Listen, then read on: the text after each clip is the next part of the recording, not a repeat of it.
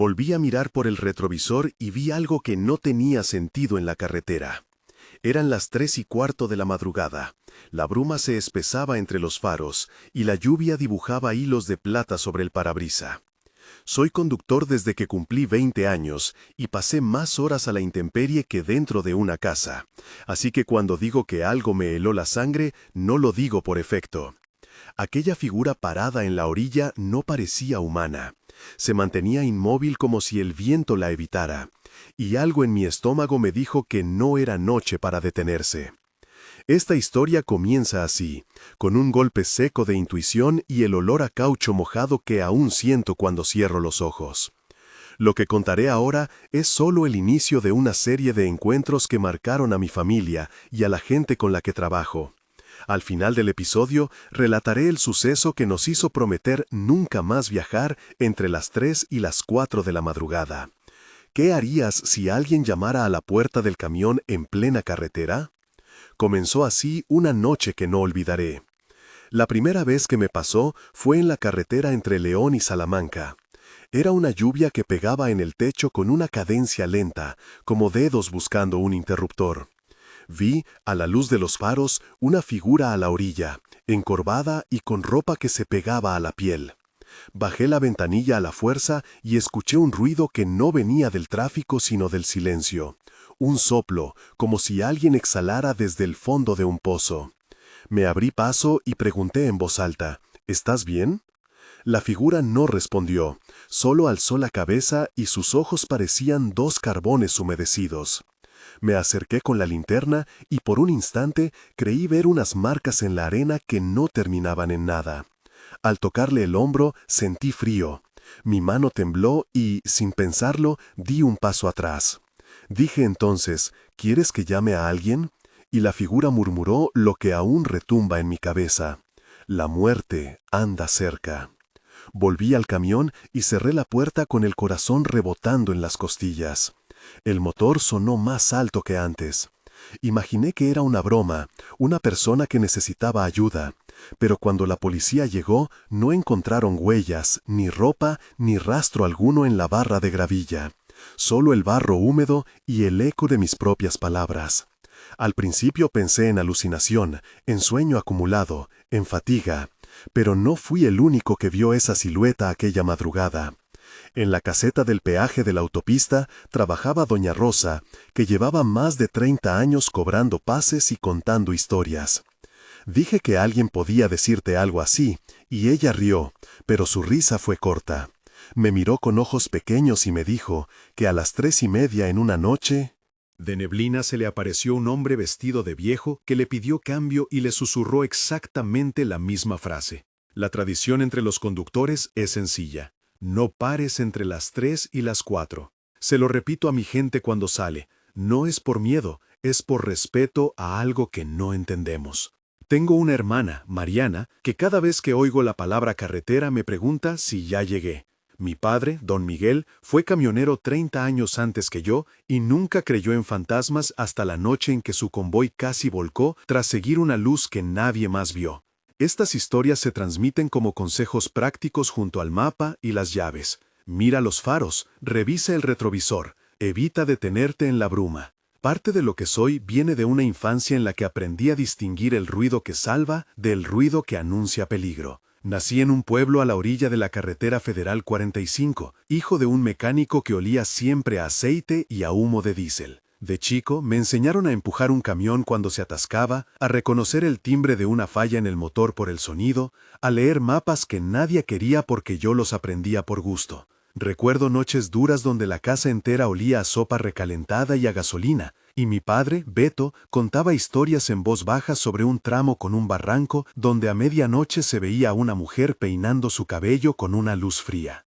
Con el tiempo me formé como conductor profesional, hice cursos de seguridad vial, conocí a colegas como Luis y a la inspectora Ana de la patrulla de caminos, quien siempre revisa nuestros registros cuando algo anómalo ocurre. Ahora, cuando salgo, llevo conmigo no solo herramientas y mapas, sino también aquellas advertencias que me entregaron en voz baja. Esa mezcla de formación técnica y miedo heredado es la que me mantiene alerta y a veces me salva. En una noche que parecía cualquiera, recibí un aviso que cambió nuestra rutina. Llevábamos una carga hacia el norte, yo al volante y mi compañero Chava en el asiento de copiloto. Era niebla densa que pegaba a los faros como una cortina húmeda y el olor a goma quemada era persistente. Vi primero el destello de un faro apagarse en la cuneta y luego el coche chocado, semienterrado en una zanja como si la tierra lo hubiese tragado. Paré en seco, el freno chirrió y mi mano quedó rígida en el volante. Bajamos con cuidado y la escena olía a metal retorcido y a gasolina. Había una silueta junto al vehículo que parecía desplazarse con un compás incorrecto. Su boca se movía pero no salía sonido.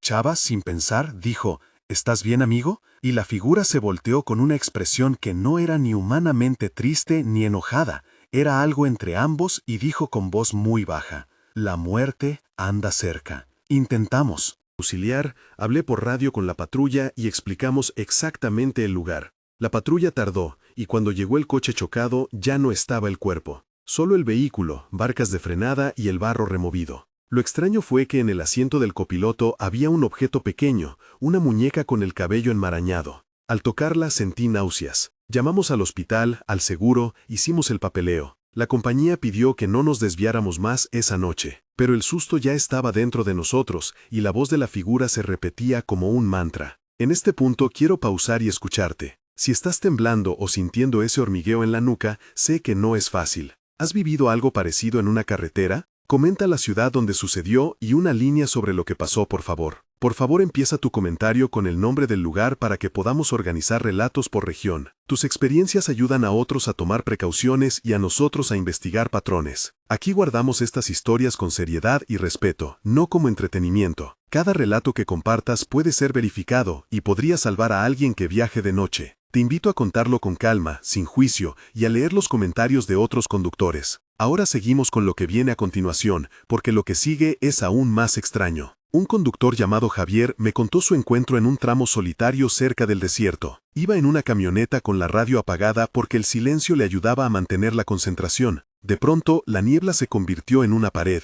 y escuchó pasos que no correspondían a la velocidad del vehículo. Detuvo la camioneta, bajó la ventana para ver y una voz de niño le preguntó: «¿Por qué no te detienes?». Javier sintió en la boca un sabor metálico, como si hubiera masticado monedas. Miró alrededor y no había huellas, pero en el retrovisor se reflejaba la silueta de una niña que desaparecía entre los matorrales. Llamó a su amigo Luis por el teléfono y la señal se cayó en cuanto intentó explicar. Cuando pasó la patrulla, su historia fue tomada con escepticismo, pero después 3 camioneros más reportaron haber visto lo mismo en el mismo lugar con la misma pregunta y la misma sensación de vacío. La repetición de ese patrón nos hizo pensar que no eran incidentes aislados, sino ecos de algo que se repetía en la carretera. Esa noche en que encontramos el coche en la zanja, ocurrió un segundo suceso que todavía me persigue. Íbamos con la radio encendida para no sentir tanto la soledad, y de pronto una frecuencia se abrió con voces que parecían mezclarse con el viento. Escuché un nombre claramente: Ana, repetido como un latido. Pensé en la inspectora Ana que conocía en la patrulla y mi pulso se aceleró. Grité su nombre en el campo y Chava me viró como si viera un fantasma. Empezamos a dialogar con la escena, con preguntas cortas. Las directas, como quien intenta anclar la realidad. Yo dije: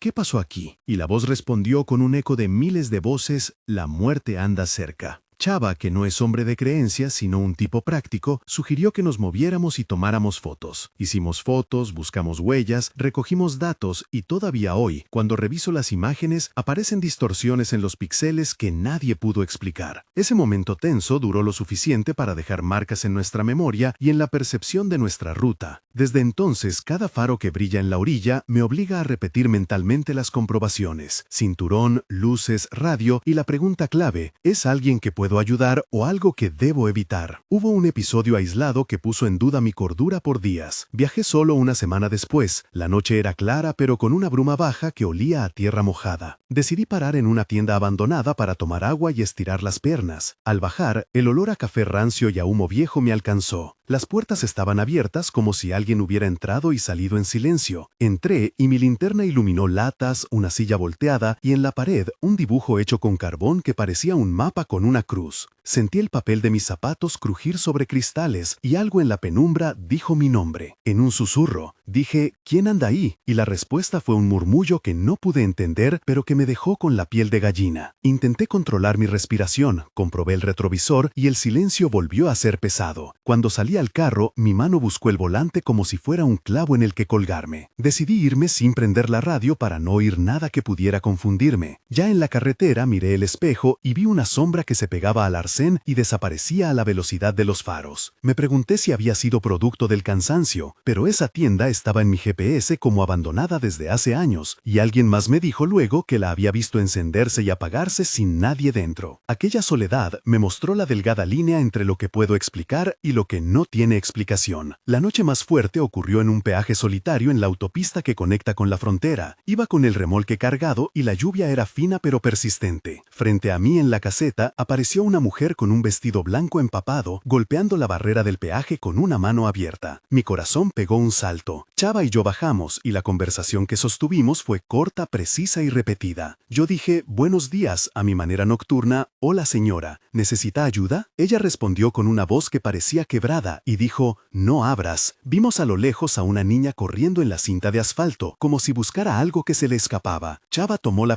linterna, la alumbró y la niña se detuvo en seco.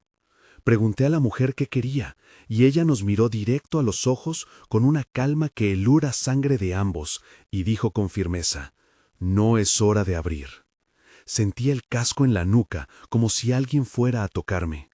Entonces la mujer se volvió de pronto, sus pies no dejaban huellas en el gravilla, y caminó hacia la oscuridad sin romper la superficie del agua que había en el suelo. En ese instante supe que había límites que no debíamos cruzar. Aceleramos sin cobrar, dejamos el peaje atrás y en la radio escuchamos una frecuencia en estática que por un segundo fue exactamente esta frase: «La muerte anda cerca». No volví a mirar en el espejo. Esa noche nos hizo prometer a Chava y a mi familia que jamás pasaríamos por ese tramo entre las 3 y las 4 de la madrugada. 3 momentos de tensión quedaron tatuados en mi memoria, y en esta historia por una razón. El primero fue cuando toqué el hombro de la figura en la cuneta y sentí un frío que no pertenece al mundo normal. En 3 párrafos puedo contarte cómo el olor a tierra mojada, el crujir del gravilla bajo mis botas, la luz imprecisa de la linterna, el sabor metálico en la lengua, el zumbido del motor apagado y la sensación en la mano al tocar la tela húmeda se combinaron para hacerme retroceder. El segundo fue el coche en la zanja, donde la muñeca en el asiento me acompañó como prueba tangible de que algo había pasado allí, y la presión en el pecho no cedió hasta horas después. El tercero fue en el peaje, donde la voz que dijo «no abras» coincidió con el momento en que la lluvia amplificó cada paso y cada suspiro, dejando clara la idea de que la carretera nos puede mostrar lo que ya se perdió. En cada uno de esos momentos, la tensión creció en olas, con pausas cortas, diálogos que no completaban las frases y un ruido ambiente que parecía susurrar advertencias. No son episodios largos, pero la duración de la tensión es medible en segundos que se alargan hasta hacerse eternos. Antes de cerrar, una palabra breve sobre procedimientos. Cuando algo así ocurre, tomamos fotos, anotamos coordenadas en el mapa, llamamos a la patrulla y damos parte al seguro. La inspectora Ana nos enseñó a documentar sin alterar la escena, a recoger testimonios de testigos como doña Rosa en la caseta y a reportar cualquier anormalidad a la oficina central. No sirve de nada negar las sensaciones cuando hay evidencia física, como huellas, objetos o registros de radio. En mi caso, siempre verifico el trayecto en Google Maps y en los reportes locales para ver si hay accidentes previos, y comparto la información con otros conductores a través de un grupo que creamos con Luis, Javier y Mariana. Esa combinación de precaución técnica y respeto por lo sobrenatural hacen diferencia. Que no comprendemos nos ha permitido seguir rodando. Si llegaste hasta aquí y quieres más de estas historias, suscríbete. Aquí compartimos relatos verificados y relatos que buscan entender la carretera de noche. Al suscribirte formarás parte de una comunidad que respeta a quienes viajan y que conserva estas advertencias como legado. Tu apoyo nos permite investigar y reunir información que, en ocasiones, sirve para avisar a otros conductores. Si cuidas de tu familia y de tu ruta, únete a nosotros. Antes del epílogo final te contaré cómo cambiamos nuestras normas y quiénes forman parte ahora del compromiso. Un mes después de los sucesos, la familia estaba en shock pero ordenando ideas. Don Miguel no quiso volver a salir de noche, Mariana dejó de responder a llamadas fuera de horario y Chava instaló luces adicionales en la carrocería del camión. Revisamos las cámaras del remolque y encontramos patrones de ruido en la señal que no corresponden al tránsito. 3 meses después, algunos amigos empezaron a evitar mi ruta habitual, y Luis reportó a la patrulla sobre una silueta que caminaba sobre la línea de meta en un tramo donde nadie debería estar. La inspectora Ana recogió testimonios y vimos que las historias se repetían con ligeras variaciones. Se organizaron turnos de conducción diferentes, se cambiaron horarios de salida y se pidieron refuerzos en los peajes solitarios. Se hicieron reuniones con la empresa para discutir protocolos y aunque nadie ofreció una explicación definitiva, al menos hubo un intento de control. 6 meses después, la carretera todavía guardaba ecos de aquella madrugada. Algunos colegas continuaban contando sueños con voces que decían «La muerte anda cerca», y en el grupo donde compartimos alertas se empezó a usar una señal para indicar si alguien vio algo anómalo, una simple palabra en clave que activa redes de ayuda. Hoy, cuando paso por un tramo donde ocurrió algo extraño, huelo el asfalto húmedo y recuerdo las manos que se aferraron al volante en noches semejantes. He aprendido a respetar la oscuridad y a no buscar respuestas donde solo encuentro preguntas. Mi familia, mi equipo y los nombres que mencioné aquí, Rosa, Don Miguel, Mariana, Chava, Javier, Luis, Ana y Beto, forman parte de esta historia y de las medidas que seguimos. Si conduces, toma precauciones, escucha a la carretera y comparte tus relatos. Cuéntanos lo que te pasó dejando la ciudad al inicio de tu comentario. Nos vemos en el próximo episodio con más relatos reales de rutas desiertas. La carretera guarda memorias y de vez en cuando nos las muestra para advertirnos. La muerte anda cerca.